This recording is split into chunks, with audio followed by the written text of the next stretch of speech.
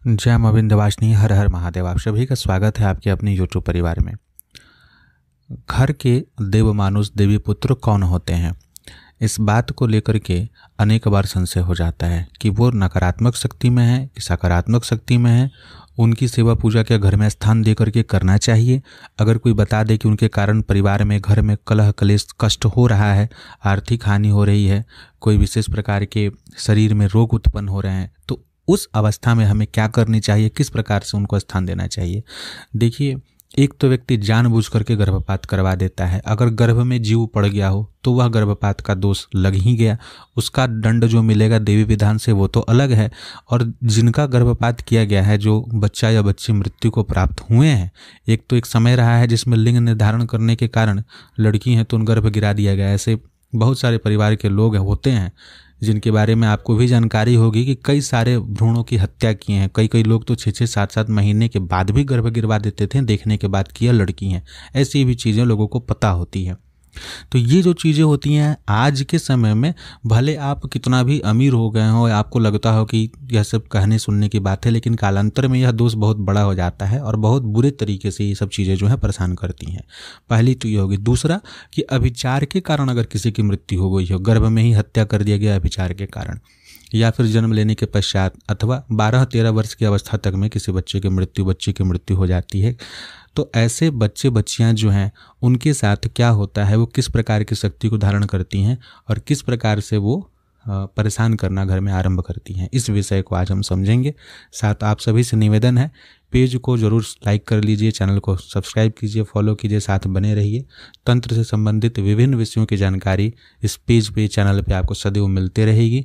आपके ज्ञान में वृद्धि होते रहेगी, नए विषयों को भी आप जानेंगे यहाँ पर। यह जो शक्ति होती है, जिसे कि तंत्र में विशेष करके कच्चा कलवा या मसान मसानी बोलते हैं, लेकिन एक व्यक्ति के लिए जो उनके ही घर के सदस्य हों, जिनके घर के सदस्य के गर्भ में अगर इस प्रकार की मृत्यु हो गई हो बच्चों की, जो कि 3 महीने, लगभग 2.5 से 3 महीने का भ्रूण जो होता है, उससे लेकर के 12-13 वर्ष की अवस्था तक का बच्चा हो और उसकी अगर गर्भ में मृत्यु हुई हो या जीवित अवस्था में जन्म लेने के पश्चात इत्यादि मृत्यु हुई हो, तो वो जिस योनि में जाएगा उसे घर का देव मानुष, देवी पुत्र इत्यादि शब्द से उन्हें संबोधित किया जाता है, उन्हें माना जाता है। पितरों के लिए अत्यंत प्रिय होते हैं, हर प्रकार के कार्य को करने में सक्षम होते हैं और इनके ऊपर नियंत्रण करने वाली, शासन करने वाली जो शक्ति होती है वो भगवान विनायक होते हैं, यानी कि गणपति। उतो को नियंत्रण करने में गणपति का सबसे बड़ा योगदान होता है। साथ ही बाल भैरव और बटुक भैरव, ये 2 प्रमुख शक्तियाँ होती हैं जिनके माध्यम से यह नियंत्रण में आते हैं और आपके फेवर में काम करते हैं। यह जो शक्ति होती हैं, इनको जो सबसे प्रिय चीज़ होता है वो होता है कच्चा दूध। साथ ही घर में जब कोई इनकी मृत्यु के, यानी कि जब ये उस योनि को प्राप्त हो गए उसके पश्चात अगर कोई गर्भ अवस्था में जाता है, तो इनकी यह आशा लगी होती है कि अगर कोई गर्भ धारण हो रहा है तो इनकी गति हो जाए, ये उस गर्भ के माध्यम से जन्म ले लें और ये इस अवस्था में ना फंसे रहें। लेकिन ऐसा बिना किसी विधि विधान के द्वारा संभव नहीं होता बहुत बार।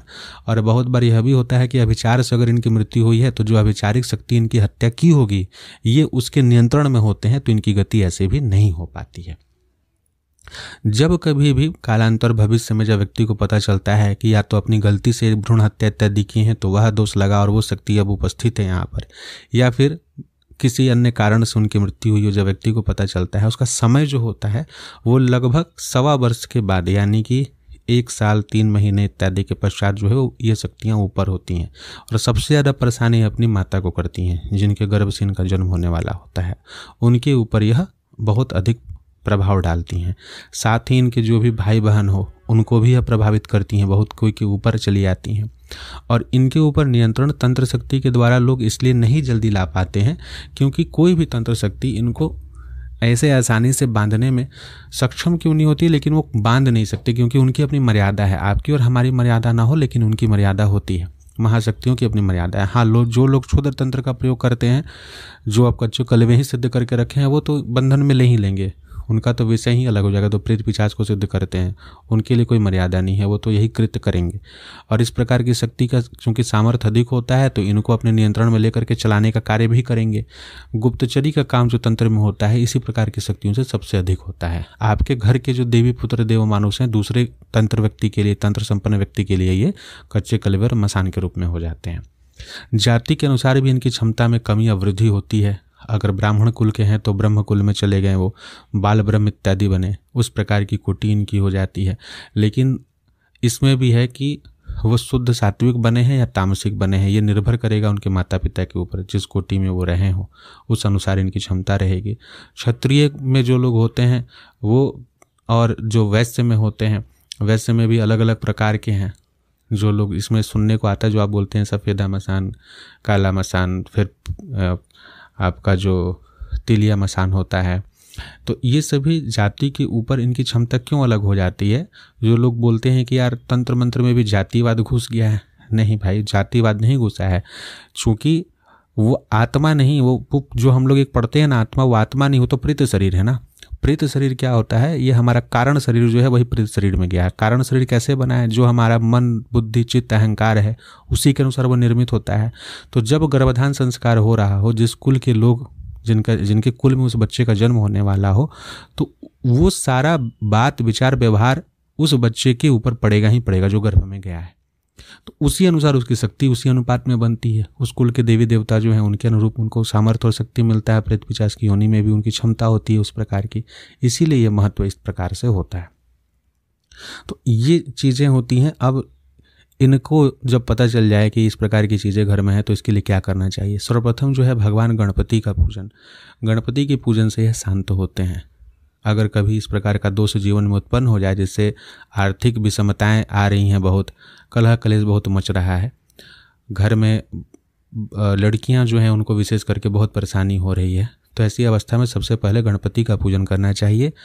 दूब घास को गाय के कच्चे दूध में डुबा करके और मृतिका के गणपति का निर्माण करके उससे जो है भगवान गणपति के 108 नाम का पाठ करते हुए उस दूब घास को जब चढ़ाया जाता है तो इससे तत्काल शांति मिलती है।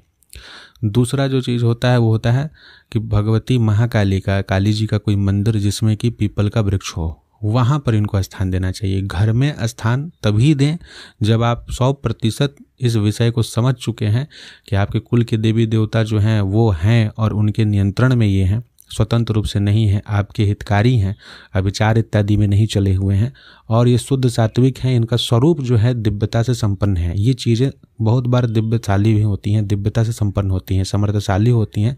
इनका स्वरूप जो होता है जब दिव्यता से संपन्न होंगे तो सन्यासी के स्वरूप में होती हैं, सन्यासी के, साधु के स्वरूप में होती हैं। और इनका आचार विचार जो होता है समय के साथ साथ में पूर्ण रूप से ब्रह्मचर्य पालन, पूर्ण रूप से सात्विक साधु के स्वरूप में, अपने कुल की जो शक्ति हो उनकी उपासना साधना में प्रवृत्त रहने वाले, उनके कहना को मानने वाले, तीर्थ क्षेत्र में यात्रा करने वाले, कुल का पोषण करने वाले, इस प्रकार की यह चीज़ें होती हैं।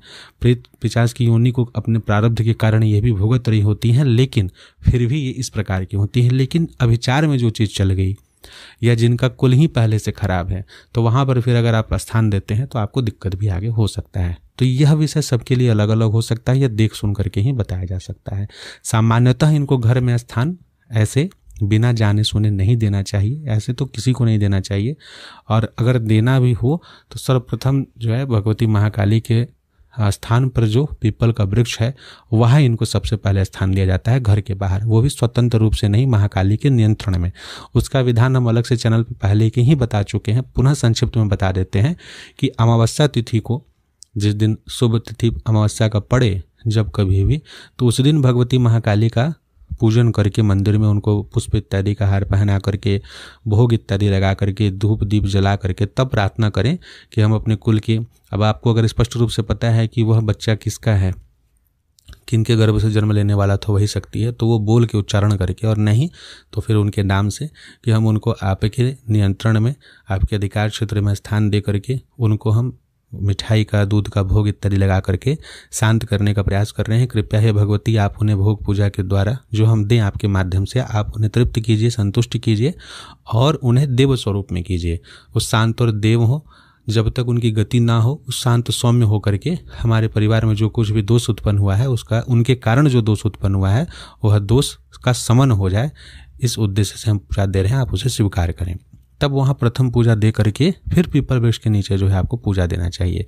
लड़का अगर है, यानी कि अगर वो देव मानुष में लड़का उनका अगर ये है लिंग है, तो उस अवस्था में उनको जो है लाल वस्त्र, जनेऊ का कच्चा दूध, ठीक है, बूंदी का लड्डू, इन सभी चीज़ों को देना चाहिए। फिर लौंग कपूर भगवती के नाम से दे करके कि हे भगवती इन्हें आप संतुष्ट करें। सब कुछ भगवती काली के माध्यम से ही वहाँ होना चाहिए। और अगर लड़की हैं तब उनको लाल वस्त्र देंगे और लड्डू देंगे, चूड़ी देंगे, लाल बिंदी देंगे, सुहाग का पूर्ण सामान नहीं देंगे, लेकिन इन सभी चीज़ों को देना चाहिए। लेकिन इस विषय को किसी जानकार व्यक्ति से जान करके ही करना चाहिए, अपने मन से नहीं करना चाहिए। जो भी योग्य व्यक्ति हों, आपको जब पता चले तो उनसे ये जानकारी लेकर के करना चाहिए। जानकार लोग मुख्यतः जब इन विषयों को जानते हैं तो घर में स्थान देने के लिए बोलने लगते हैं कि घर में जगह दे के पूज लीजिए, लेकिन घर में जगह देंगे तो नियम पालन आगे के लिए इन सभी चीज़ों को देख करके ही जगह देना चाहिए, नहीं तो घर से बाहर। इस प्रकार से आप उनका पूजा कर सकते हैं, उनको स्थान दे सकते हैं। कालांतर में उनकी गति मुक्ति हो जाए तो बढ़िया, नहीं तो फिर आगे का निर्णय आप ले सकते हैं। तो इस प्रकार से यह करना चाहिए। अगर इनको आप अपूज्य भी रख देते हैं, अगर इनको इस माध्यम से भी, क्योंकि मासिक पूजन ही केवल देना, अगर ये भी नहीं देंगे तो फिर ये उत्पात मचाते हैं और बहुत बार परिवार के लोग जो हैं, दूसरे लोग, उनको पता चले तो अभिचार में भी इनको चला देते हैं। तो इन सभी से बचने के लिए प्रबंध जरूर करना चाहिए। आशा करते हैं कि इस विषय से आप सभी को कुछ नया सीखने को मिला और आप इस विषय को समझ करके अपने परिवार का कल्याण करेंगे। साथ बने रहें। जय मां विंध्यवासिनी। हर हर महादेव।